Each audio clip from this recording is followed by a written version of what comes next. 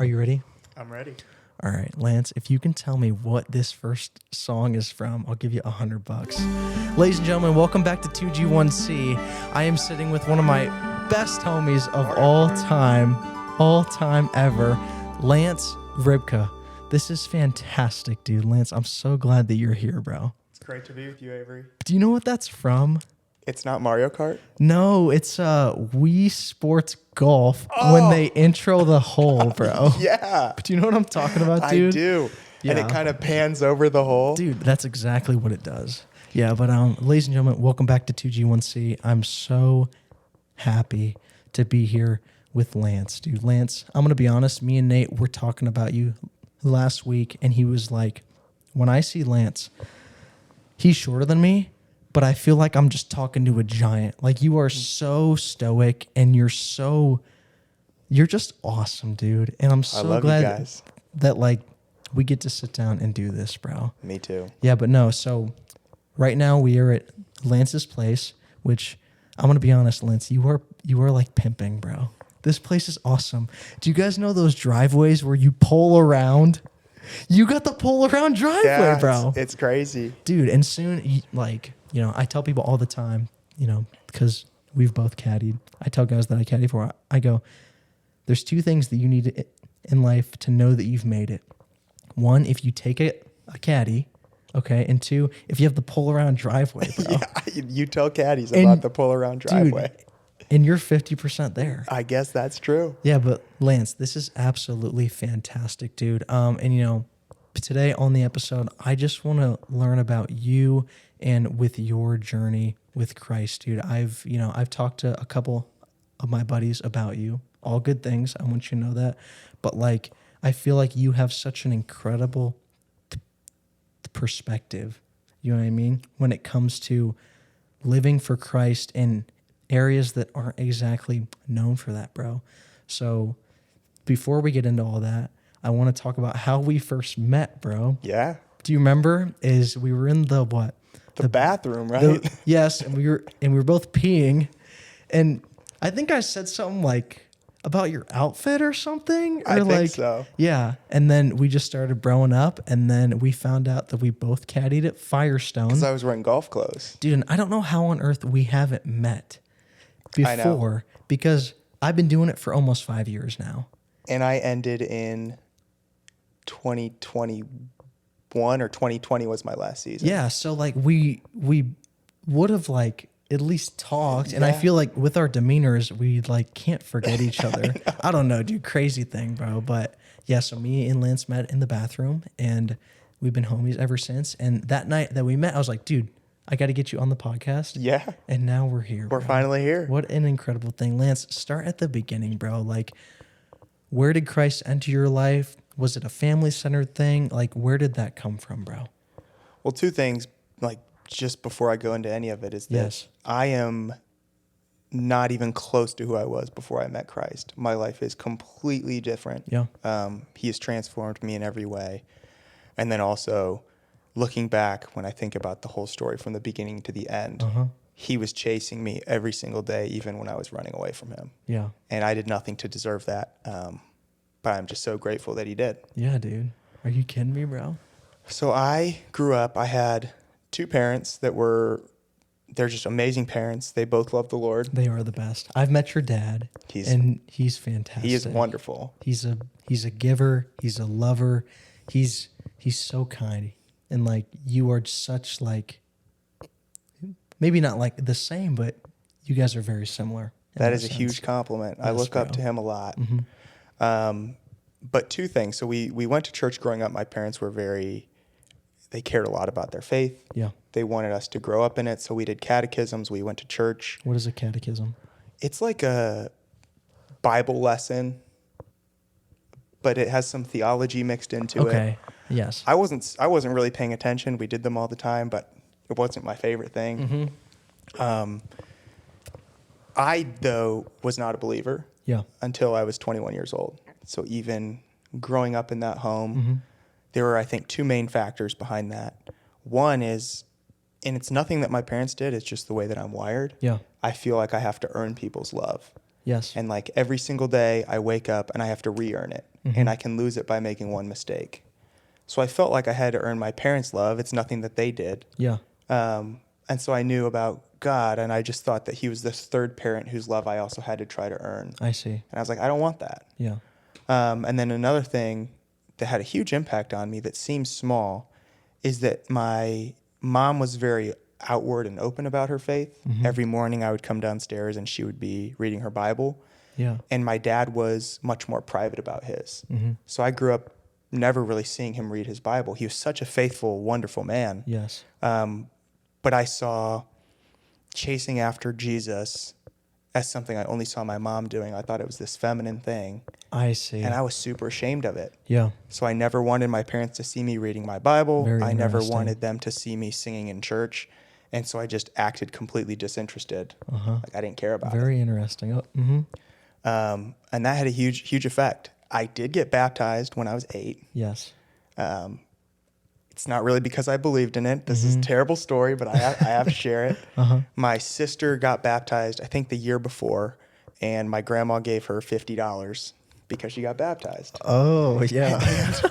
The Alvin and the Chipmunks movie had just come out, and I thought that the soundtrack was just awesome. And I wanted an iPod so that I could listen to the Alvin and the Chipmunks soundtrack. And my parents, being great parents, they said I had to do yard work. I had to earn the money to buy the iPod. And I thought, hey, I know how to shortcut this. Instead of pulling weeds for 16 hours, I can just get baptized and get $50. Little prostitute for baptism, bro. I wouldn't use that word, but I got my iPod, but obviously nothing in my life changed. Yeah. Then I probably fast forward to high school. I think my whole life was really just me chasing, trying to earn love. There was a period where my oldest sister got really sick, and she was in the hospital on and off for about 3 years. So my parents were very distracted, and I felt like in order to get them to notice me, I just had to work harder and harder and harder. Yeah. And I found a lot of validation through school, but it was to the point where if I got a 99 on a test, I was like in 7th or 8th grade, I'd break down crying because I felt like I didn't live up to the standard. Yeah, that makes one of us, bro. Yeah. I want you to know that. I'm going to be very honest. I graduated high school. You might see me differently. You're like, wait, you know what I'm saying? I graduated with a 2.3 GPA. So you just get degrees, right? Thanks, Lance. Yeah. Thanks, bro. That's awesome. But yeah, I always loved school. That's somewhere that I found a lot of validation in. And but this pressure of feeling like I had to be perfect to earn the right to be loved, it just kept building up and building up. Yeah. And by my junior year of high school, I felt like I really couldn't take it anymore. Home was just so stressful for me. It wasn't anything my parents did. It was just a pressure that I put on myself. So I hatched this great plan to run away. Really? I had bought a plane ticket. I had planned where I was going to live, where I was going to work. No way. And I don't think I was ever really seriously going through it. I might have just used it as like an escape. But my sister found out that I was going to do it. She drove home from college that night. Yeah. Stopped me from going.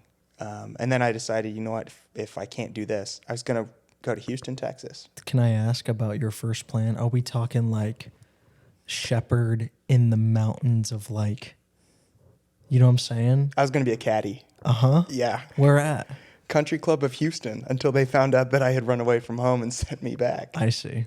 Because I knew a guy who lived there. Yeah. And a lot of our guys from Florida or in Florida are from like that Texas area. Right. So there is work there. Right. Yeah. It's a great club. So my sister stopped me, and at that point I was like, I just want to go as far away from home as possible. Yeah. For college. My parents had a rule. They said I had to go to a Christian school because they had seen some of their kids' friends have strong faiths and go to public schools and just completely walk away from their faith. Yeah. And they knew that I was not strong in I didn't have a relationship with Jesus. So they said, if we're going to help with college, you have to go to a Christian school. So I picked Samford University in Birmingham, Alabama. Yeah. Stanford in Alabama. Samford.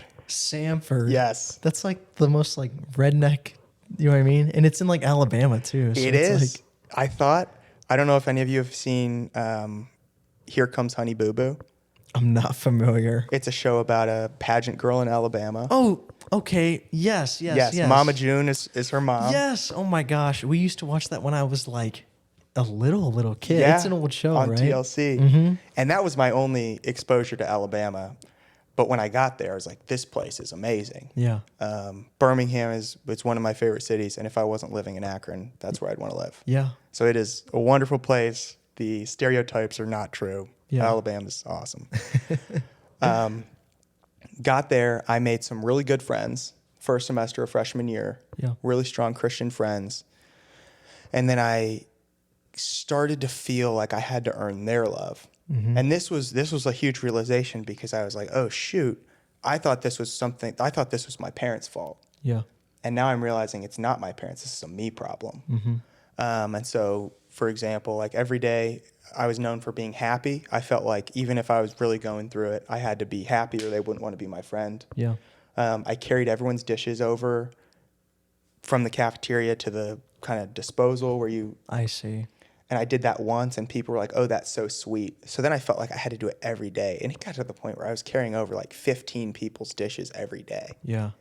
And there's this thing in my head. It's like, if I don't do this, then they're not going to want to be my friend. I see. And so that got to be really exhausting. And so instead of really dealing with it, and they're wonderful people, I just stopped hanging out with them. Yeah.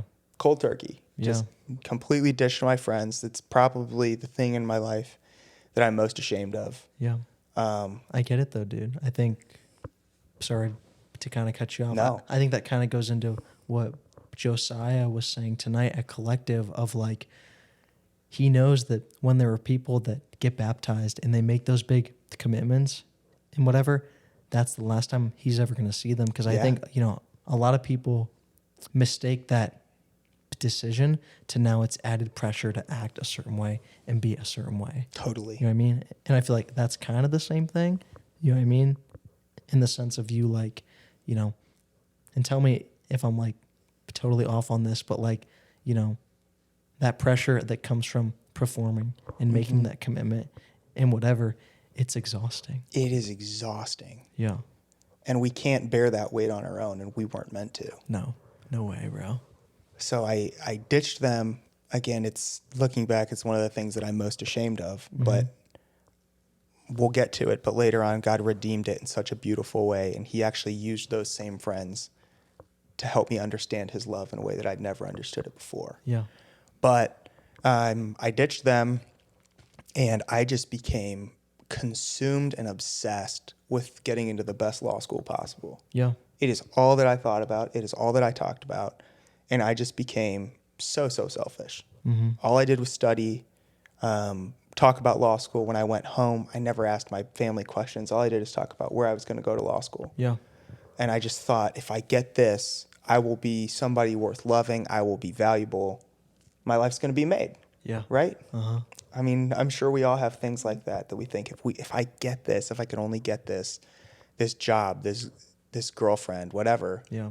I'm going to have it made. Then I'll be the man. I will be the man. And then you get there and the finish line keeps moving. Yeah. It keeps moving forward. Yeah.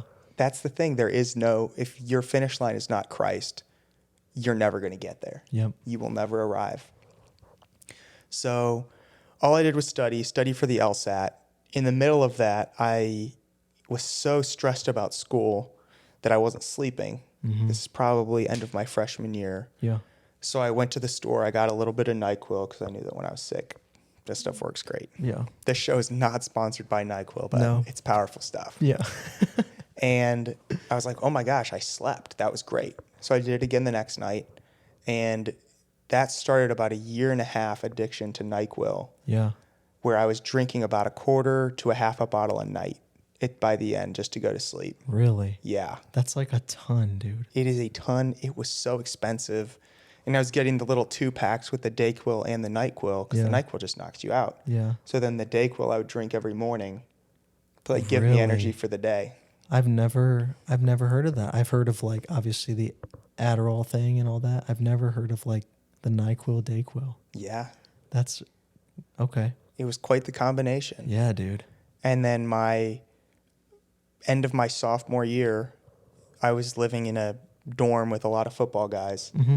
And they were doing this Bible study in the first floor of the apartment building, and one of the football guys invited me. Yeah. His name's Nelson. And shout out Nelson. they went around, they were doing this accountability circle at the end, and all the guys were talking about their sin struggles. Uh-huh. And I was so uncomfortable because I'm not a believer. And it got to me, and I said something like, I made something up. I don't remember what it was. Like, oh, I'm feeling stressed. Yeah. Like, pray for my stress. And we all left, and at the end, bro. Nelson was like, hey, bro, I just have a feeling that there's something you aren't telling us. Yeah. And, like, you can tell me. And so I told him all about the NyQuil. And he said, Lance, God has an amazing plan for your life, but you will not be able to live into it if you are burdened down by this addiction. Yeah. And you are hurting the people that love you, whether you realize it or not. Mm-hmm. Like even your little brother, who I love my little brother. Yeah. And that's probably one of the first times where I really thought about how my actions affected other people. Yeah. I mean, again, like selfishness was my biggest sin.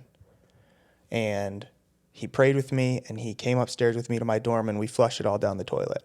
Yeah. And I haven't touched it since then. That's awesome, dude. And that's not to say it was just like, oh, I just decided to stop. It was miserable. Like when your body is so conditioned to needing that to go to sleep, yeah. and then you don't have it. I mean, I still struggle with sleep. Like it is still, I get like 3 or 4 hours a night. And this was how long ago? And you're how old now, Lance? I'm 25. Okay. I probably would have been 19 Yeah. when Nelson talked to me. Yeah. Yeah, dude, it's a long thing. I've never been in the world of substance when it comes to, addiction and like how to deal with certain things and stuff. But my biggest thing was like the pornography and lust. Yeah. Is, like kind of the same thing, but like before bed, you would do the deed and you do your thing, you know what I mean? And like when I made the decision to like finally give it up, kind of the same thing, maybe not, as serious as, a substance thing, but there is like a part of your body that just like, that's when I learned that my flesh is so different from what God truly intended for me. Totally. Is when you take that thing away and it craves it. Yeah, you feel like you need it, like you're going to die without it. Dude, yeah. Crazy. It is. Yeah. And that's something, I think it's 1 Corinthians 12, maybe 2 Corinthians 12, where Paul is talking about the thorn in his flesh. Like, God, please take this away. Yeah. And God says, my grace is sufficient for you, and my power is made perfect in weakness. Yeah. I love that verse, and I think about, we all have brokenness before we take it to Christ. Mm-hmm. And there will be scars for our sins, but Christ can make our sins beautiful in a way that we couldn't comprehend. Dude, yes, bro. I love that. There's this ancient Japanese style of ceramic cup fixing. Okay, so hear me out. So when you break a ceramic cup, you can't just put it back together or glue it or whatever. So what they do is they take the brokenness of this cup and they line the cracks with gold, mm-hmm. Okay? And they put everything back together and the gold seals it like together. I'll send you like a video of it. But they take this cup that was like, it was perfect. Yeah. And then they broke it, right? And then they take all the cracks and they line it with gold.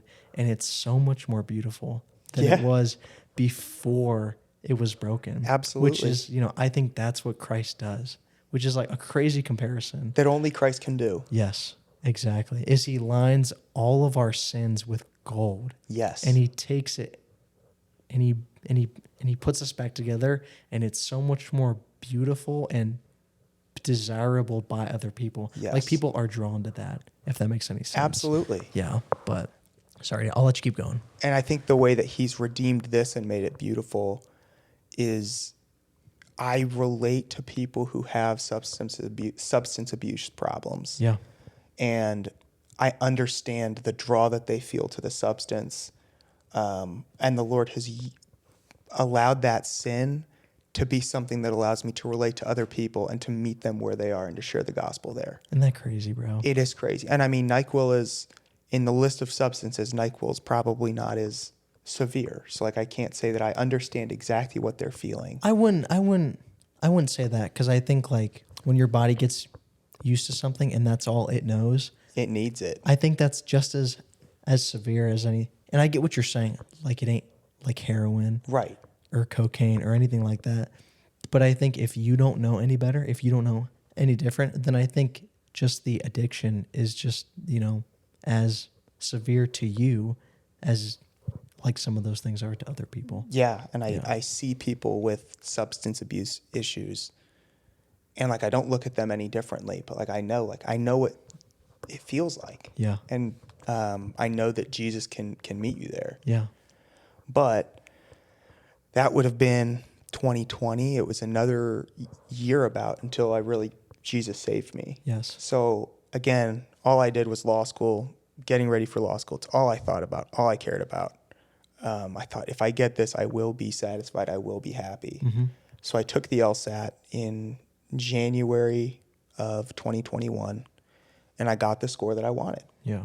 And all the doors that I had been crossing my fingers that would be opened, the score meant that they would be opened. You're there, bro. I got it. You did it. I got the thing I most wanted, and I was empty. Yeah.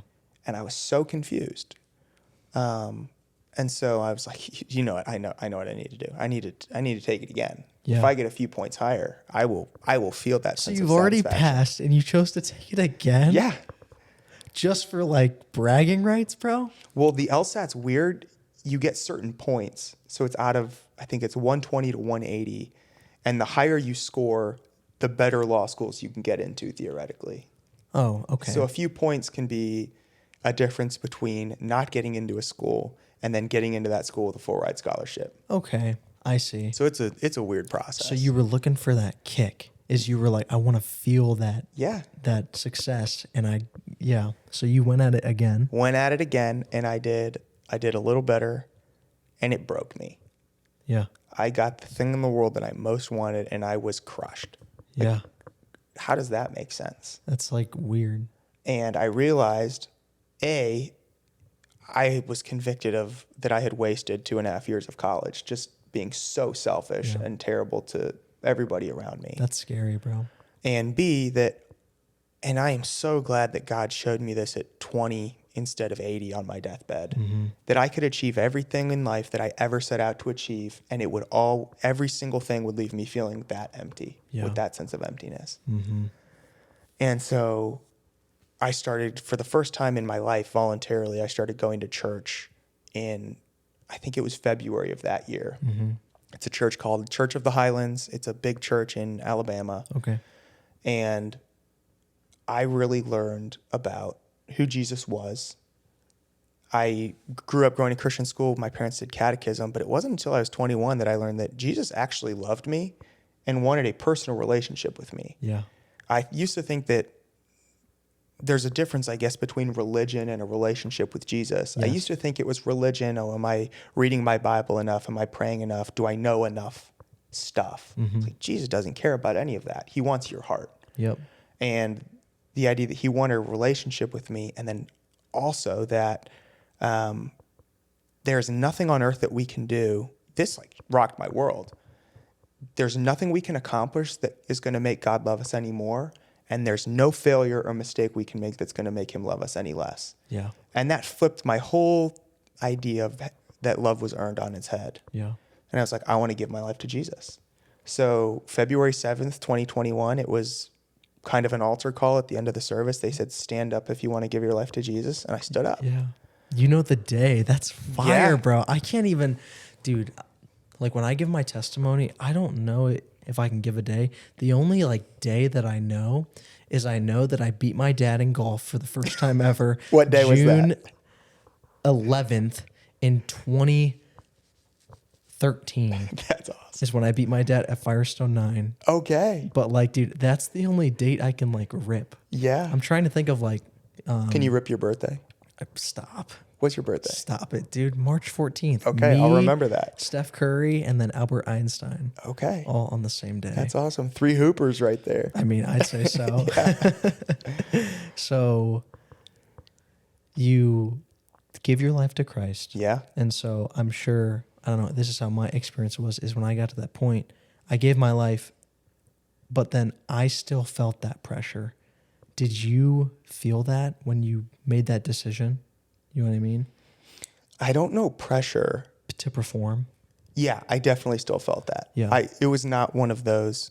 Some people say, "Oh, was your conversion was Jesus saving you? Was it more like a light switch or a sunrise?" Yeah, that's fire. Was it like in an instant your heart changed, or was it slow? Mine was a really long sunrise. Yeah. So the first thing, I was convicted of how selfish I'd been, and that I really hadn't done anything for anybody. And I went to a college group with some of my friends, and my friend Will got on stage and said that they needed volunteers in the children's ministry at church. Yep. So the next week I started serving in the 2-year-old ministry. And I had so much joy doing that. I loved it. Yeah. And God showed me there that there's so much more joy in serving other people than in being served. Yep. And that really is what he started using to change my heart. And then the second thing I started praying for is good Christian friends. Yeah. Because I had none. I was so selfish. It's another thing. I accomplished the thing in the world that I most wanted, and I had no one to celebrate with. Yeah.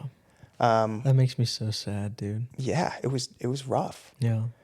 But God answered that prayer in abundance of giving me good, godly friends. I have my college pastor, Craig, who is the person most responsible for my growth in my walk with Jesus. Yeah. And then probably my 3 closest friends, Will, Keenan, and Tanner. Yeah. Who... Shout out. Yeah, just some of the most amazing men of God who I would not be where I am today without. Yeah. And Tanner actually has a huge role in my decision to truly chase after Jesus. So even though I'd given my life to Christ, really nothing changed except I was serving in the kids ministry. I was praying for good friends and going to church more than I did. But that summer I lived in Alabama. I worked for a judge. And I made some of the worst decisions of my life. Yeah. In terms of not dating, but just not treating girls well. Yep. Alcohol abuse. I mean, I basically just swapped out NyQuil with alcohol. Yeah. And I was just my life did not look like a life that had been transformed by Jesus at all. Yeah. And Tanner and his now wife, Sarah English, at the end of that summer, they sat me down. And this is probably the most meaningful conversation of my whole life. Yeah. And they said, Lance, you now claim to be following Jesus, but your life looks nothing like it. And they told me that point blank. Yeah. And they said, so either when people look at your life and they see you following Jesus, it's going to lead them away from Christ. Yep. Because you're claiming the name of God and then you're living this life that doesn't look at all like a life transformed by God. Yeah. And they said, so either stop saying that this is something that you believe or figure out what it means to get your heart set on Christ. Yeah. And I was like, wow. They let you know. They did. Yeah. And that conversation is the turning point of my life. That is what really is when I started following Jesus. Yeah. And I mean, what amazing friends. I told that story at their wedding, and honestly, every time I see them, I thank them for that. That's awesome, dude. One of the things that I'm learning lately is obviously you caddied. So you know that there's a lot of caddies that, are delinquents. You know what I mean? For lack of, a better term. And I won't tell the whole story because I told it in the last episode with Nate. But I told you about my buddy, Greg. That's the name that I used in the last episode. And I truly have learned that friends hold each other accountable incredibly. And those friends that are ride or die, that are always on your side, they're great. But I don't think that's what true friendship looks like. You know what I mean? And so, with the example of Greg, in the last episode and stuff, it's he doesn't know it, but I really do care about him. And I think that, kind of that level of accountability that you talked about, that Craig and Sarah, right? Tanner and Sarah English. Gosh, a lot of double names in the South. Yeah, but the accountability that they hold you to, that's what every person should seek in a friend. Yes. You know what I mean? Absolutely. And a spouse. Like if you're going to get married, marry somebody who's willing to call you out. Yeah, and let you know what's up. Yeah. Yeah. You don't want to surround yourself. It's comfortable, but if you surround yourself with people who just say, "Hey, Avery, everything you do is wonderful." Yeah. Like you're not going to grow closer to Christ because of that. No, or grow at all. Yeah. Yeah, dude. Since that kind of turning point, from then to where you are now, I don't know if your like story is finished. There's still a lot left. Yeah, they keep going, brother. And then I'll ask you about it. So I got back to Samford for my senior year. Yeah. This was after that conversation with them, which was just awesome. Mm-hmm. And one thing that happened was my friends from freshman year that I had really ditched, they were going on a beach trip. Mm-hmm. And they invited me to go with them. They were driving down from Alabama to Seaside in Florida. Okay, and I yeah. went with them. It was a one-day trip. And it is one of the happiest days of my entire life. Yeah. With these people that I had abandoned, I had no right to be there with them. Mm-hmm. And they brought me back in. They treated me like a friend. And I understood God's love in that moment. Uh-huh. Like I did everything to spurn their love, to spurn the right to be their friend. And they loved me anyway. That's so awesome, dude. I felt like the prodigal son. Dude, and like for them to do that, bro. Yeah. Like that is true faith. It is. Yeah. And I didn't deserve it. And that, oh my goodness, it completely flipped my idea that love has to be earned. Because in this case, I did everything not to earn it. Yep. But that is one of the happiest days of my life. And when I really feel like I understood God's love. Shout out them, bro. Shout out them. They changed your life. Bro. They did. That's awesome. They are amazing, amazing people. Yeah.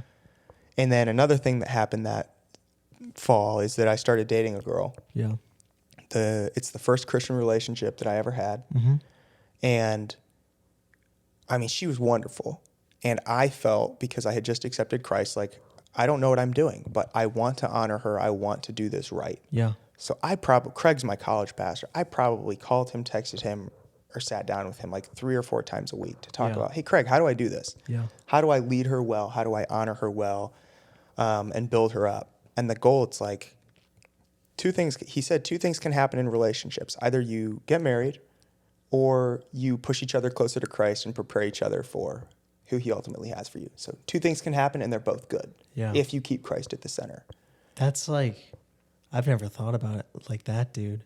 Yeah. Like, it's like, this is either it or this is the preparation to mold you. Yeah. That's wild. And you don't want to be, when somebody is unpacking their baggage with their spouse, you don't want to be on that list of baggage. Yeah. You want to be somebody who built them up and made them better and closer to Christ. Yeah. For the person they ultimately marry. That's like that is so selfless. You know what I mean? To like accept that and like for you to have that, like that's very admirable. Yeah. Because I don't even know if I could ever like, you know what I mean? Because like, I'll be honest. I've been with girls before and I do not talk to them and they do not talk to me, dude. Yeah. You know what I mean? Like there's no good terms or whatever. So yeah, I think that's fantastic, Lance. It is the best advice that I got. And Craig really helped me. And that relationship, the Lord used it to grow me in what it looks like to be a man of God, to lead, to love somebody well. Yeah. In so many ways. And it didn't work out in the end, but I am so grateful for that relationship. And at a time when I had just decided to chase after Jesus, he used that relationship in some ways to just set my heart on him all the more. That's incredible, dude. And so I am so much better because of that. Yeah. And she also encouraged me. She said, Lance, I think you need to tell your dad about what God has done in your life. Uh-huh. And remember, I was very ashamed to talk about anything spiritually with my parents. Yeah. And she just really encouraged me. And then my dad had a friend, Rich, who asked me about my testimony. And he also told me, Lance, you need to tell your dad what Jesus has done in your life. Yeah. And I was like, I'm not going to do that. Mm-hmm. But then that Christmas break, we both got COVID. We were the only 2 in the family. So we were quarantined together. Yeah. And I just felt like their words were ringing in my head. And so I asked Dad, I said, hey, can we do a Bible study together? And so for the first time in my life, I opened my Bible with my dad at 21. Dude, and that's a level of like rawness, you know what I'm saying? Like to have that with someone, especially your dad, it's really weird. It was scary. Yeah. Yeah. Uh-huh. And I can't tell you what the Lord has done through that in his life, in my life. And now I'd say my dad's my best friend. Yeah. And our relationship is now completely centered on Christ. That's what we talk about every time I call him. I call him almost every day, and that's what we talk about. Yeah. So our relationship is completely transformed because of that, and it's centered on Christ. Mm-hmm. He's a business owner, and his main concern now is like, how can I use my business to share the gospel? That's fantastic. And to make Jesus known. And he is chasing after Jesus. I think he always has been, but it's now he feels a responsibility to tell other people about it too. Yeah. I'm like, my dad's awesome. That's awesome, And dude. that came out of that relationship. That yeah. like, it didn't work. And I think we can, in every relationship, we need to look back and say, how did God use that for good? Yeah. And it will rid us of all bitterness and resentment. Dude, and there's always a silver lining. Always. You know what I mean? I think it's called, man, I forget what the psychological idea is in psychology, but it's the way that the human brain can justify its own behavior. Oh my goodness, it's crazy. And I think if you focus on God, you know, like in that kind of way, your perspective, you can see the beautiful silver lining in everything. And you can realize the incredible journey that God has put you on, that has put each of us on to lead us to him. Absolutely. You know what I mean? And there's a lot of people that aren't there yet. You know what I mean? But like, it's just, Lance, I think the level of maturity that you have when it comes to talking about, especially that past relationship, I've never thought about it like that, of the sense of like the things that I've gone through, especially in the relationship, you know, in the girl sense. You know, I told you that I don't see my dad a whole bunch, dude. Like, there's a lot of lessons that I've learned with girls only on me, and I haven't been able to ask for guidance in that sense. And I think like that's something that God has done in my life, is relationships that I've been through. Maybe I wasn't perfect or maybe whatever, but they have turned me into the man I am for Delaney now. Yeah. You know what I'm saying, Yeah. dude? And we talked about that a little bit and stuff, but sorry, I keep like, No, I love that. but like you inspire me, bro. You inspire me. This is so sick, dude. And you get to look back, Avery, on the things that were so hard at the time and thank God for the way that he orchestrated it, because those things prepared you for Delaney and Yeah. to lead well in your relationship with Delaney. Dude, and they hurt like hell. Oh, yeah, they're the worst. Dude, they're the freaking worst, bro. You know, I could sit here and talk forever about whatever, you know, and I won't totally steal your spotlight, but kind of like what we talked about just before, you know, we turned everything on. Like, the biggest difference between my relationship now and my relationship back then is the man that I have turned into. Yeah. And the way that she treats me and the fruit that this relationship bears is a direct result of the trial and tribulation that God has put me into and the man that I have turned into. Yeah. Because of those things. And it's a beautiful thing. Like, That's awesome. Shout out to Lainey. She is like the best thing ever on the Yeah. face of the planet, dude. Yeah. Yeah. But sorry, dude, I keep like stealing your spotlight, bro. No, But this is our spotlight. And one thing before I get back to this story, Yeah. like what you said, guys, if you're out there, I'm not dating anybody, but Lance is the man, by the advice- way. This crib is sick, and he's like, he's got it going on. So just do yourself a favor. Yeah. the best advice that I can give you is to chase after Jesus with all that you are, and he will mold you into the boyfriend, husband, father that you need to be. Yeah. It's the moment that we take our eyes off of Jesus, like Josiah was talking, that things go wrong. Yeah. So if you chase after Jesus with all that you are, your love for your girlfriend, your wife, will come as an overflow of that, and it will be so much richer, and it won't be exhausting. Yeah. No, and I tell people all the time, if you're nothing without it, then you don't deserve it. And I think with Christ, it makes you into something where you're, you know, when you don't have that boyfriend or you don't have that girlfriend, Yeah. if you live a Christ-centered life and Christ is a big part of your life, you're something without that, and then it comes into your life. Yes. I explained that so horribly, but like, Superman was super before the suit. You know what I mean? And I think, in that sense, Delaney came into my life after I did a lot of the growing and after I went through a lot of those hard things. Yeah. You know what I mean? Like how on earth is God going to trust me with one of his daughters when I wouldn't trust my own daughter with me? Yeah. You know what I mean? No, that's a great point. Yeah. Yeah, but no, sorry, dude. I'll let you keep going. I just this is fantastic, dude. No, I love You it. inspire me, bro. This is sick. This is all the Lord. Like I did nothing here. Mm-hmm. But it was just a slow sanctification process. That relationship grew me so much. And one more thing that I just view as an Ebenezer of God's faithfulness. Yeah. Like that beach trip. At the end of my senior year, my birthday's in April, and I went out to dinner with Keenan and Tanner for my birthday, and then we came back to my house, turned on the lights, and there was a surprise party there, which Isn't that just crazy, it was amazing. bro? And Wow. oh my goodness, I might cry. Mm-hmm. I'm not gonna cry.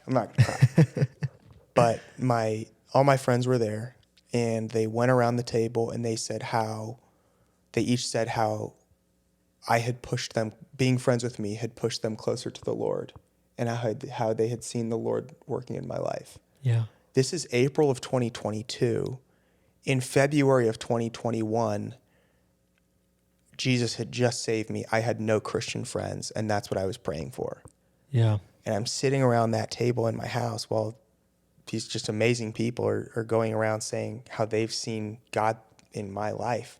Yeah. And it just hit me so hard how faithful God had been and how clearly and abundantly he had answered that prayer for Christian friends. That's awesome, dude. Yeah. That's so awesome. I can recall only like a few times in my life where God has delivered, but I've been conscious of that in the moment, which just blows your mind, Yes. dude. Yes. So that is it's my favorite birthday and one of the most special moments of my life. Yeah. I love it, dude. So I graduate from Samford. I moved to North Carolina for law school, and I found a good church. I started leading Young Life middle school because I knew that, hey, it's like I don't want to be selfish anymore. Like I was selfish in college. I want to give my life away as much as possible. Yeah. And that was just great. God answered prayers for more Christian friends. He brought me an amazing small group in North Carolina. But I will say that when I was at Samford that senior year, I was dating that girl. I had these friends. I was on a spiritual high. Yeah. And following Jesus Avery was all I wanted to do was read my Bible and talk about Jesus and what he had done. And it was just easy. You know, have you ever been in a phase in your life where it's like I just have this hunger and like, dude, on fire for God? Last Florida, and we talked about that, a little bit. Shout out Stephen Gamoff. Stud. I was talking to him about, I felt my faith being so strong in Florida, and it was just so weird and foreign to me. And I was like, why do I feel that? And he said, Avery, when we're in a place that's unfamiliar, psychologically, we go back to what brings us the most comfort and peace. And Christ was that for me. And when I was there, everything I was about was Jesus. I was in the caddy shack. I was reading books about Christ because I wanted people to ask me about it. I would get into conversations about it. And it's like, so yeah, dude, I know exactly what you're talking about. And it seemed easy, bro. Yeah. You know what I mean? Like, it's wonderful dude, when it's like that. Bro. And like, in those moments, I'm like, bro, people talk about, it's being, like hard to follow Christ and all that stuff. And I'm like, bro, this is the best, easiest thing on the face of the planet, dude. Yes. You know what I mean? Yeah. But dude, I totally get what you're talking about, bro. Yeah. And I think it's a common thing that a lot of people feel like at the beginning of their relationship with Jesus. But I got to North Carolina and that spark was gone. Yeah. And for 6 or 7 months, I had good friends. I had good Christian community. Following Jesus was hard. Yeah. And I felt a very strong pull back to my old life of the alcohol, of the dating habits. And there were times when I was just really just frustrated with God. It's like, God, why do I have to follow your rules? Yeah. Like this is just keeping me from fun. Mm-hmm. And it was about February of that year. What would that have been? 2023. Yeah. Where it hit me like, I will not always feel loving towards God. And I may never get back that spark that I had. Yeah. But I know that Jesus' way is the way to life. Yeah. And whether I feel it or not, I am going to make the choice today to chase after him, even if it's the last thing that I want to do. Yeah. And I think that marked another huge milestone in my walk with Christ, of just that choice of, hey, this might feel really hard. But I know that Jesus' way is best, and I'm going to choose it no matter what. Yeah. And that kind of, in terms of faith milestones, that kind of brings us to where we are now. Yeah. There was a little bit in there in North Carolina where I thought, you know what, I want to stay down south. I don't want to come back to Ohio. Yeah. And then God just started slowly working on my heart and showing me that, like, this is where he has me. Yeah. And he wants me to plant roots and to invest in this community and be faithful here. And I'm so happy to be home. I'm so happy to be going to Grace. Yeah. So happy to have met you. Yeah, dude. To be near my family. But yeah, God has just been really good, and kind of bringing things full circle of, we talked about that verse in 2 Corinthians 12. Yeah. Where God makes our brokenness beautiful. My whole story, I have a mentor. His name's Jason. He is one of the best men that I know. Mm-hmm. And he really helped me a few years ago think, hey, where does God want to use me? Yeah. How can he most use me? And we went through this exercise, and we came to the conclusion that God has, I think, equipped me and given me a heart to share the gospel with the wealthy. Yeah. And he has been preparing this for so long. I mean, growing up as a little kid, going to business meetings with my dad, caddying starting when I was 12, doing that for 8 years, being around the wealthy, seeing their brokenness, but also being really comfortable around them and not intimidated by, and you're the same way, not intimidated by wealth, but just viewing them as people. My story of my brokenness and how Jesus saved me, of getting the thing in the world that I most wanted and being crushed. That is how a lot of them feel. Yep.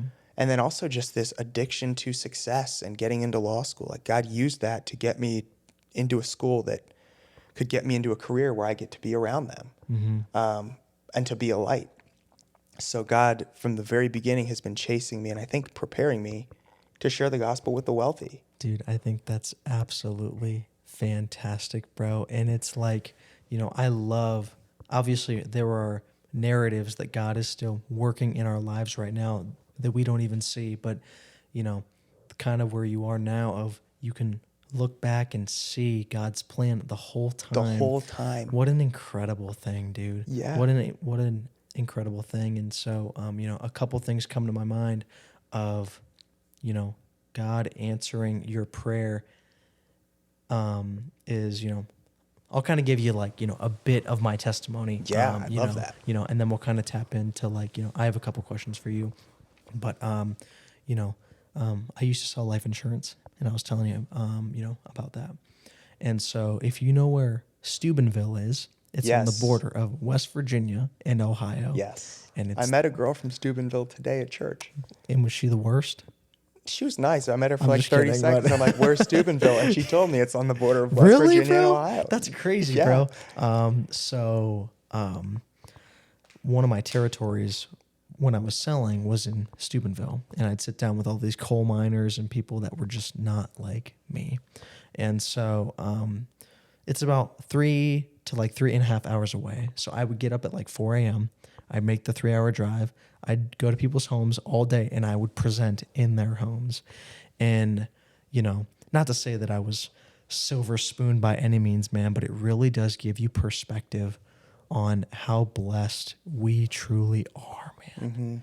Mm-hmm. When you go into some of these homes and you see where these people live and they raise kids, it breaks my heart. I can't even talk about it. But there was a day that I made the drive down there, and I booked 8 appointments, which is a lot. That's a lot in one day. I was good on the phones, Lance. Like I you could see that, dude. Like, but they couldn't even see your smile, dude. Like if you've seen Wolf of Wall Street, bro, I was the guy Jordan on the Belfort. phone, bro. I was so good on the phones, dude. And I know, like when you think about it, you're like, dude, I would just say no, but like I could get past that, dude.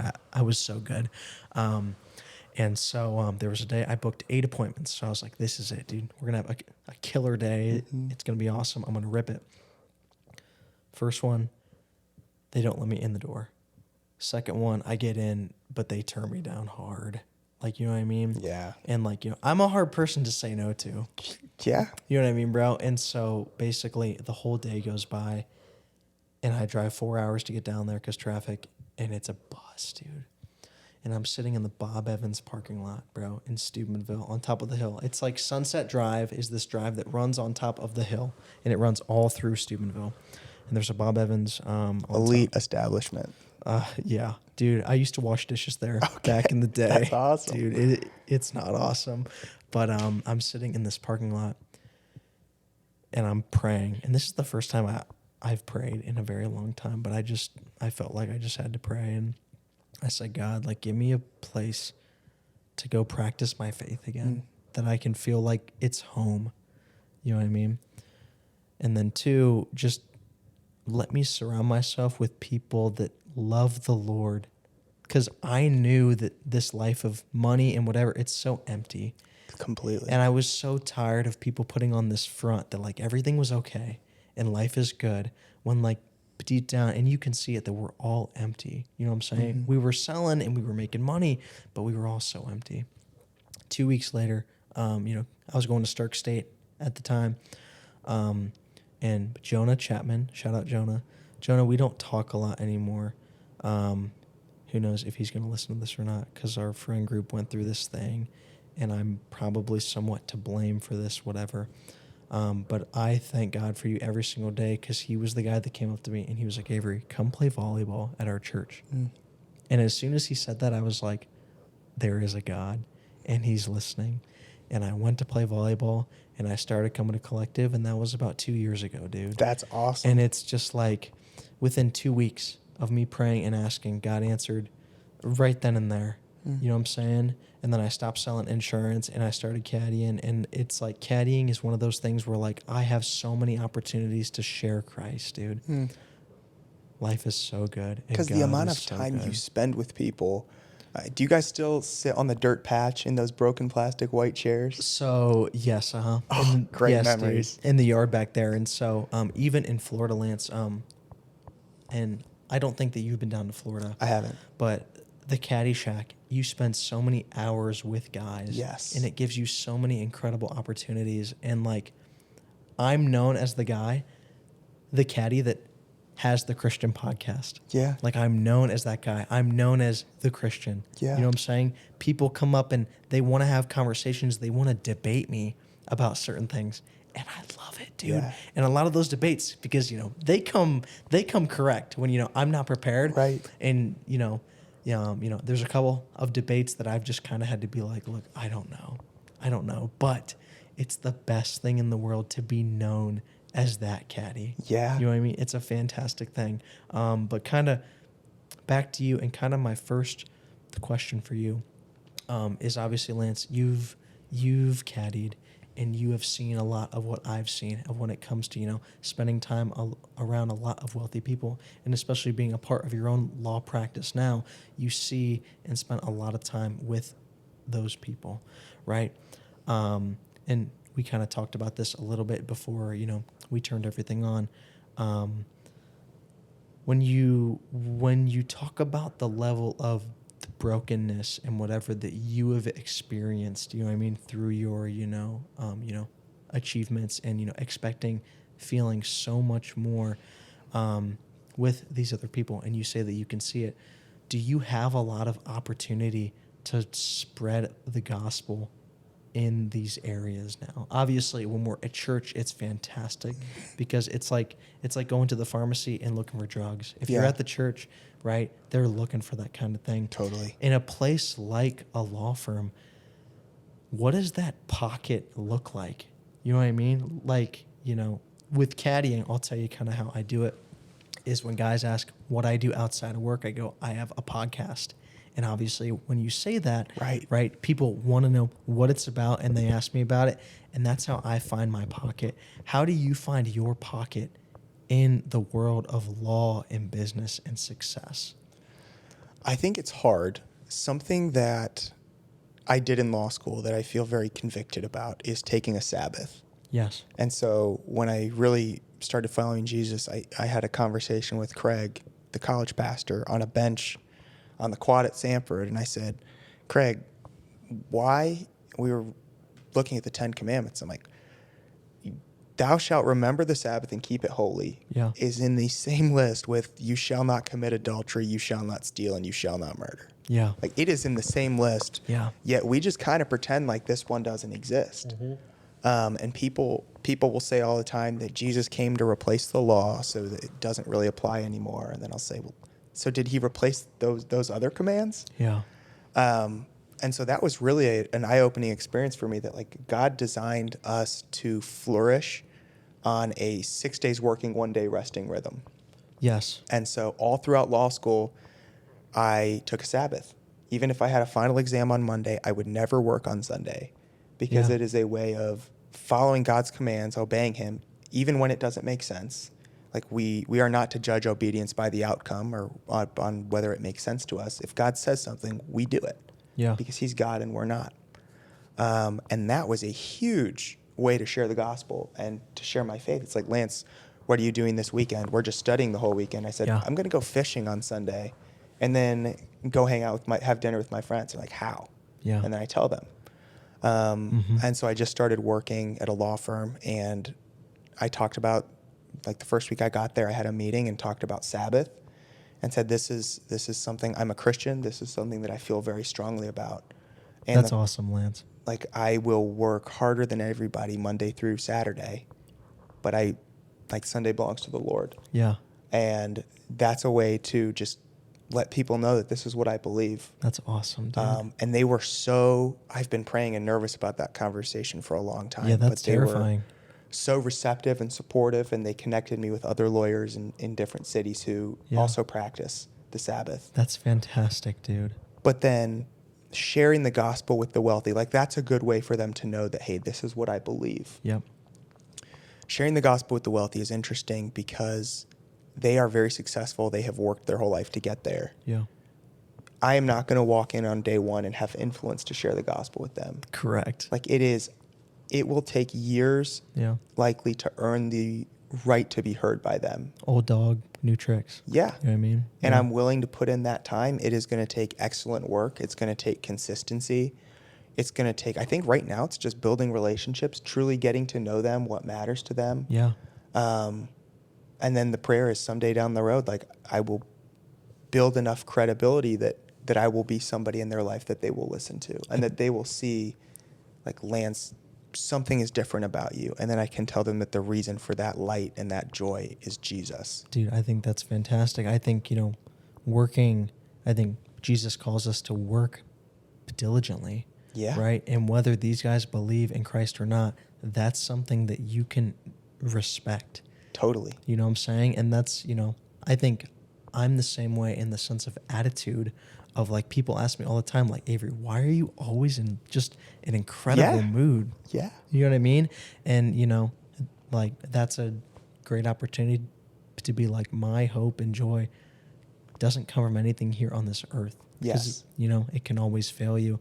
It comes from Christ. Totally. Dude. And Lance, I think that's fantastic. I think like the balls it takes to sit down with, because you've worked your whole life and you're praying that these guys are receptive, and it's like, that's scary to even have that kind of conversation. It was. Yeah. But that was another one of those moments where in the moment I realized, God, you have answered this prayer. Yeah. And I think that's fantastic. One of my mentors, you have Craig, I have Ben Watterson. Stud. The GOAT, dude. Yes. Oh my gosh. Ben has seen me all over the place, dude. Me and Ben started getting to breakfast once a week. It's been a little more spotty lately because I've been working on weekends and stuff. We're going to start doing it again. for about a year and a half now. Obviously, when I'm in Florida, we can't sit down. But Right. Ben has seen every last bit of me and my journey with Christ. And so kind of that, there's a moment that he talks about, and this is the metaphor that he uses, is when people first find Christ, Mm-hmm. right?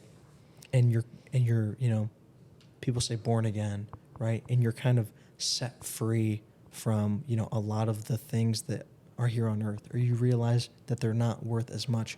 One of the things that he talks about, and hear me out, is when the slaves were first freed by Lincoln forever ago, is there was a period of time where right after they were freed, they don't know what to do with that freedom. Yeah. You know what I mean? And I think, finding Christ and giving your life to him in that sense is very similar like when you get to that point of like, I'm giving my life to Christ and I'm now freed from all the pressure and the burdens that come from all these other things, you almost don't know what to do in all that sense. And I find myself rediscovering that feeling, all the time, every single day, of, realizing that, like, worry about nothing, pray about everything. Obviously, you work in the law firm and you want to be successful and you want to do all those things, and you want to make money and you want to provide and you want to do all those things. What does that relationship look like between secular success now and you living for Christ? Because I feel like that's a very gray area and it's a very difficult thing to navigate. You know what I mean? If that question makes sense at all. It totally does. I think it can be a hard line to navigate. Yeah. And I think a temptation that I feel, it's like I used to be addicted to success and achievement. That's all I wanted. Yes, the Lord has changed my heart, but those desires are still a part of me. Yes. And so when I'm working like this, there is a strong desire to kind of push Christ to the side and just chase after that success and that recognition. Yeah. And I think there's a line between striving and working excellently into the Lord. And tell me what you mean by that. Because I'm very curious, because this is something I'm working through right now. Is I'm trying to identify like, I want to work diligently and for the Lord, but at one point, am I getting too focused on me? You know what I mean? What do you mean by that? So I think working excellently into the Lord is the goal. But we can easily teeter over into striving, where we're searching for our identity, our validation, or something in work. Yes. And we can find out which side of the line we fall on by asking ourselves, how would I respond to failure? And if failure in your work would crush you, your identity is in your work and you are striving. But if the thought of failure in your work or a relationship or anything, it stings, but in that moment, you realize my foundation is on Christ, I will be okay, then you are working with excellence unto the Lord. I see. That's fantastic. Like, almost like the point that you made before of like the silver lining of like, maybe God is just trying to teach me something. Yes. Or maybe, I see. That's very, I think that's fantastic, Lance. And that gets me thinking a lot, dude. It's a big thing to think about. When it comes to, and we've talked about this a little bit, kind of throw back to your caddy days and all that sense, because this is something that I'm curious about. One of the things that we kind of talked about that we both realized is, like when it comes to hanging out with other caddies, you know what I mean? That, some are very broken, you know what I'm saying? And there's a lot of vices and all that stuff. Totally. Not to say that you've made it to the other side yet. I'm not trying to insult you. Please don't take this the wrong way. No, but when you get to the total opposite end, right? A lot of the guys that I caddy for talk about drinking and they talk about girls and they talk about, all that other stuff. Have you found being on the other side of it, is there more opportunity for temptation to find its way into your life? Do you get what I'm saying? Kind of. Is like is like, when you're a caddy and you're whatever, there's not a lot to lose, but there's also not a lot to like allow you to access these certain things, right? Do you think now that you're on the side of like, I'm working now and I'm moving towards that, or maybe I'm getting this all wrong, moving towards the idea of, secularly successful. Yes. Right? Do you think is there more of a temptation to go back to those things that you struggled with once before? Or do you think Christ has like kind of closed some of that off? I'm not doing a good job. No, asking this. I know exactly what you're talking about. I don't think that the temptation is any greater or any less than it was when I was a caddy. Mm-hmm. I think those desires are still there. Yeah. And especially like when you're stressed and you're working super late, you're like, oh, it would be so easy to go back to this. Yeah. But I think my confidence in knowing that Jesus is greater and that my strength is in him makes it easier to fight those temptations. So I think that the temptations are just as strong, but I have the Holy Spirit and my desire to be close to Jesus is stronger, which helps me fight them better, if that makes sense. Yes. And I think I think it was end of college that it hit me. I used to think, oh, I could earn God's love, whatever. I don't want to fall into temptation because he's going to be mad at me or I would make him upset. When Jesus is on the cross, he says, my God, why have you forsaken me? And he felt the pain of separation from God for the first time.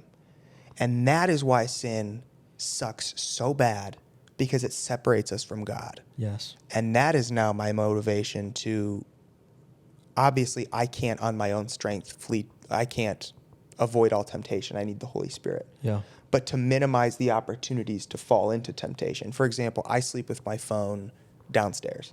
Phone never comes upstairs. Mm-hmm. Just because there's too much on there, and if you can eliminate the opportunity to be tempted, why wouldn't you? Yes. And now my whole view of temptation, it's not, oh, I don't want God to be mad at me. I know that he loves me no matter what, but it's, I don't want to be separated from God. Because I'm sure you felt like when we sin, you have that feeling of separation from Christ, which is a terrible feeling. And it's a lie that the devil, puts in our head. But dude, I know exactly how you feel. And I think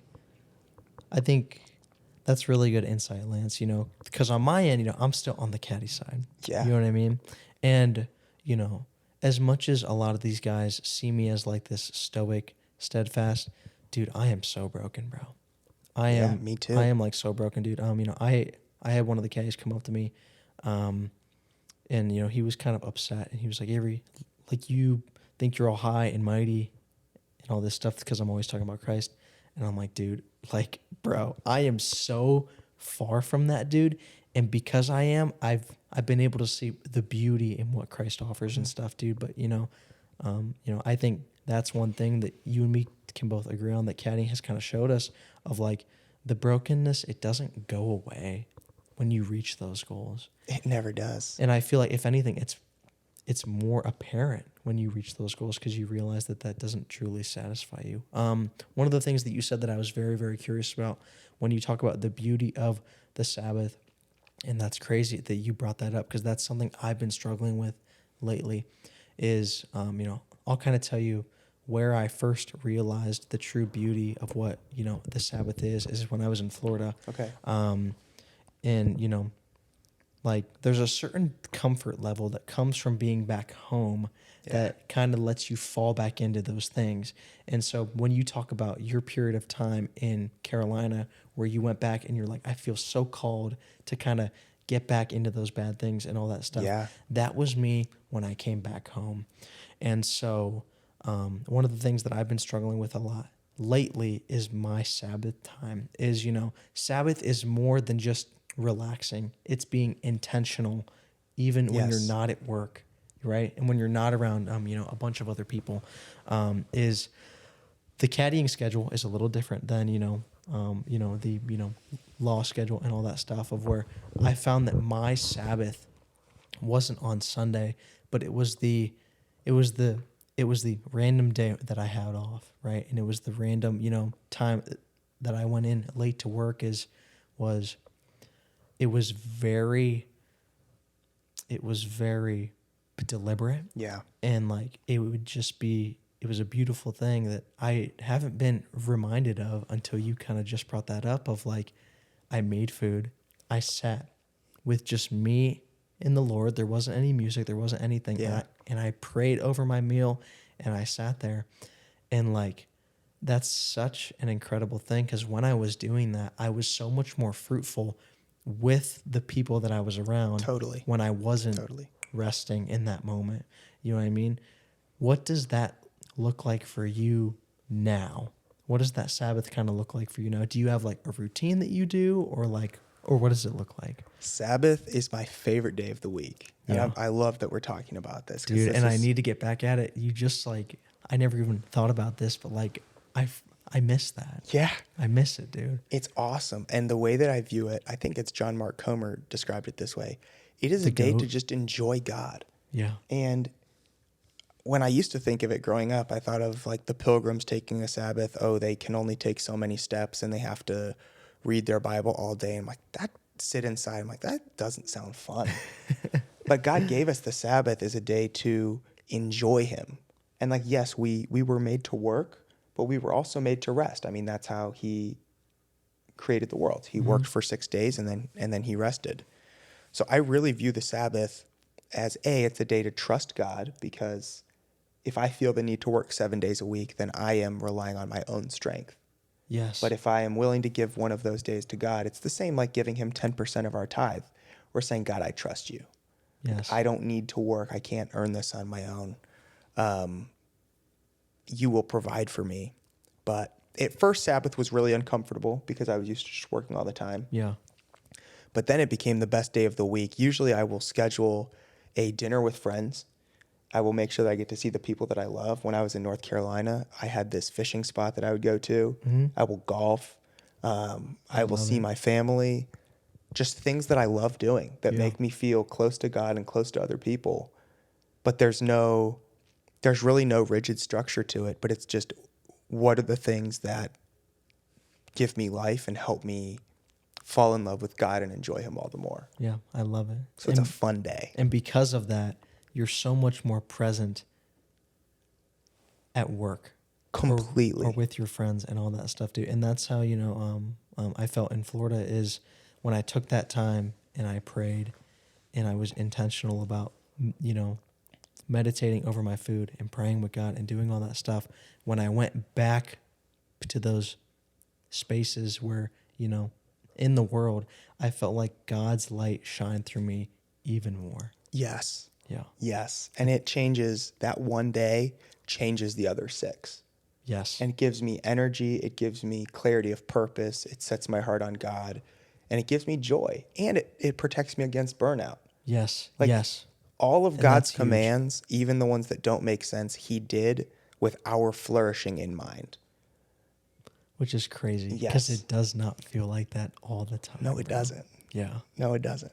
I can't sit here with you for 2 hours and not talk about golf, dude. You have an incredible swing. I love the game. What is your handicap down to right now, Lance? It is a 9.7. But your swing is so much better than that, dude. Thank you, Avery. I'm serious. Are you serious? 9.7? Yeah, I broke single digits for the first time this summer. I don't believe that for a second, bro. Really? It's that high, dude? I can go low. I can go out and I can have a day where I'll shoot like a 73 or a 74. Yeah. And then I can have a day where I go out and shoot like a 90. Yeah, I've been there, dude. So it's not very consistent. Yeah. The short game's good. Mm-hmm. The short game is very good. But the irons I lose a lot of strokes on the approach shot. Yeah. So the worst part of my game was off the box. Okay. I couldn't get off the box, dude. But my short game was disgusting. Yeah. Disgusting, dude. It got to the point where like everything within, I would say, 8 feet went in. Yeah. Or even if you get around the green where you like up and down. Dude. I just have to get around the green. Bro, and it's fantastic, dude. Let me ask you this. Is one of the things that I've realized over the past couple of years after being around the game of golf and loving the Lord is the beautiful prayer and meditation and stillness and slowness that the game of golf is, it gives me so much time to reflect and thank God, dude. And so, I'll kind of tell you, like, when I'm out there caddying, Firestone is different from Calusa because Firestone, it's a lot of four caddying, so you're running out, into the fairway. But when I'm out there by myself, I used to feel so alone.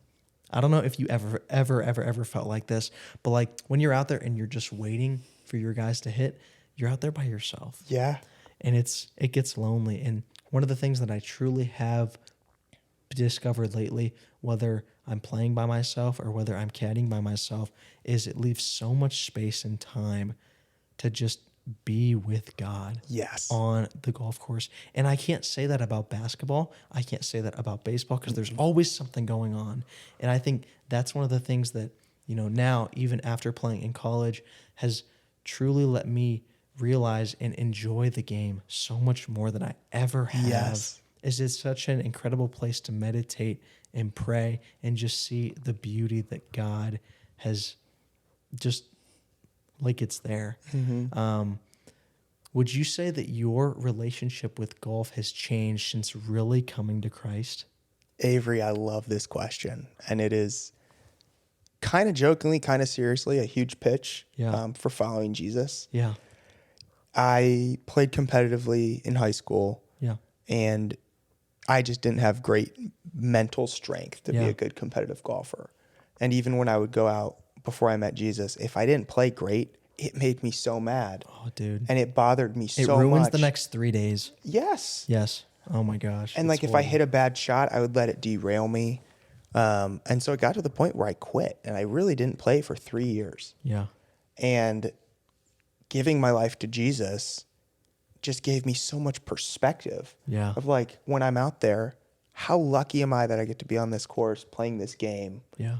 And if I hit a bad shot, like my eternity is secure. I don't care. And if I shoot 90, I don't play care. better because of Christ. Yes. That's the only thing that I'll tell anyone that there's a million ways to fix a slice, but if you want to get better for sure, give your life to Christ. It's crazy to even think about, bro. It is. And it has made golf fun for the first time in my life. Yeah. Following Jesus, because it's no longer this existential thing where I feel like I have to be perfect. Yeah.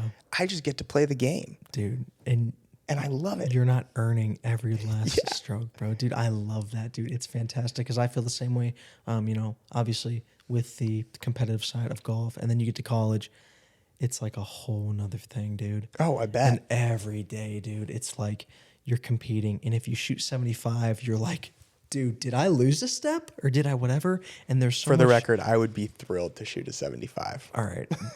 I sound like a jerk then, dude. But he's a 2. I used to be a +2. Yeah. The last time I ever held a handicap, it was about a year ago. And I was a 2. I was like a normal 2. That is just incredible. Yeah.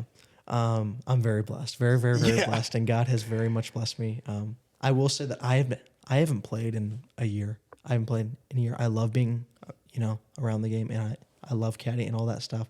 But kind of like what you said, dude, going like a game that used to be for me just a slave to the game. Yes. You know what I mean? And I'm in that mindset of like, I need to play well, and it's so stressful, dude. And so, and we'll talk about this a little bit. I have buddies that are playing for their Corn Ferry card. Dude, the last Corn Ferry event I watched, the winning score over a 3-day tournament was 35 under.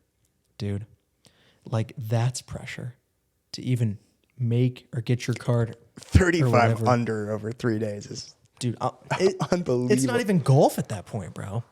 And what is that, like 11.75 under average per round? It's disgusting. I mean, shooting 1 under is ridiculous. Dude. Shooting 11.5 under for 3 days straight is... That's what I'm saying, bro. I can't even believe it. And so, and we talked about this, a little bit. I do think that the revival that's happening on tour that Scotty Scheffler is representing lately. Yeah. One of the things that he talked about, and, he talked about it taking so much pressure off. My identity isn't found in golf, and it's not found in a score or whatever. And because of all that pressure that's lifted, maybe that has to play into why he's number one in the world right now. Yeah. You know what I mean? And I feel like that. He's a stud. And I feel like that relationship, you know, the parallel that we can draw between your journey and the way that golf feels now, Lance, is in the law world, in the business world, you're not focused on performing every single day. And your identity isn't found in that every single day. And I bet you enjoy it more now than you ever have. So much more. Yeah. It's not just golf. I mean, if your identity is in something, I think it's impossible to really enjoy it because you always have this fear of you're going to lose it. Yeah. Relationships too. Yeah. But if your identity is truly in Christ, then there's really not like you can have Christ plus a great job and you have everything, or Christ plus a great job plus a great spouse and you have everything. Or you could just have Christ and you still have everything. Dude. And like, so you don't fear losing those things. It's such an incredible you can enjoy thing. them. Yeah, dude. And I feel like, you know, like to the average person, you know, I tell people all the time, I don't stress anymore and I don't get nervous anymore. And they're like, what are you talking about? And I use that metaphor of golf all the time. Yeah. Is I'm like, when you don't care, you play better. It's completely true. And if I can not care about what's going on here and I focus on Christ, everything gets better, dude. Yes. And it's an incredible thing. There's a verse, it's one of my very favorites, and it's Jeremiah 2:13. Dude, I love how you can like rip the actual verse. I can rip verses, but I don't know where they are. You know what I'm saying? I think that's so sick that you can do that. I have a whole system. Flex. But it's, for my people have committed two evils. They have forsaken me, the fountain of living waters, and they have hewed out cisterns for themselves, broken cisterns that can hold no water. You have to speak English for the people that are listening. Yes. What does that mean, Lance? So God is saying to his people that they have forsaken him. He's the fountain of living waters. And they've basically hewed out wells for themselves. Hewed. I mean, we dug. Yes. So we can think about it. It's like this cup. Say this is the well. Yes. And when we hew out our own, they're broken cisterns that can hold no water, right? So there's a hole at the bottom of this. Yes. And there's one cistern over here. It's a big one, and it's full, and the bottom is secure. Yep. And it's being filled by the fountain of living waters. That is like the analogy of us drawing our life, our energy, everything from the Lord, chasing after him. But then we set up all these little cisterns that are broken at the bottom. There's a hole. So my golf score, my grades, my relationship. And we spend our whole life trying to fill this up, right? But there's a hole at the bottom. So what happens? It just pours out. It empties. Yeah. So you could go out and you could shoot a 68 and you fill that cup for the day. You wake up the next morning, it's empty. What do you have to do to be happy? Dude. Fill it again. And that's what it feels like. Yes. That's what it feels like is you reach that and then you're like, all of a sudden you're back at the bottom and you're like, all right, time to fill it back up. And it's exhausting. Dude, that's a great metaphor. And the only way we feel content is if all of our little cisterns are full at the same time. Yep. Which is never going to happen. So we have this opportunity then to go back to the fountain of living waters. Think of like a waterfall pouring into this cup. Yeah. And when we're drawing from the Lord, that waterfall overflows out of this cup and fills all of the other cups in its wake. Yep. And so when we're chasing after Jesus, it's not saying this is not a prosperity gospel that, oh, if you chase Jesus, like everything in your life is going to be perfect. Yeah. But you're going to have contentment and you're going to be more effective in every area of your life by following Jesus and keeping your eyes set on him. That's fantastic. Lance, that was fire, dude. Thank you, bro. Straight from the Bible, not from me. I love it, dude. We are pushing time, kind of getting towards the end. And it flies by, doesn't like, dude, we've been sitting here for almost like an hour like 15. That's like crazy. It flies by, bro. That's crazy. Every single time. Lance, if there's anything you want the one person still listening to hear and know, what is it, brother?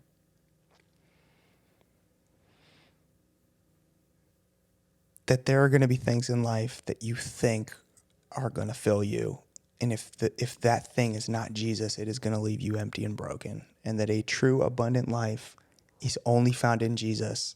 And the best decision you can possibly make is to surrender your life fully to him.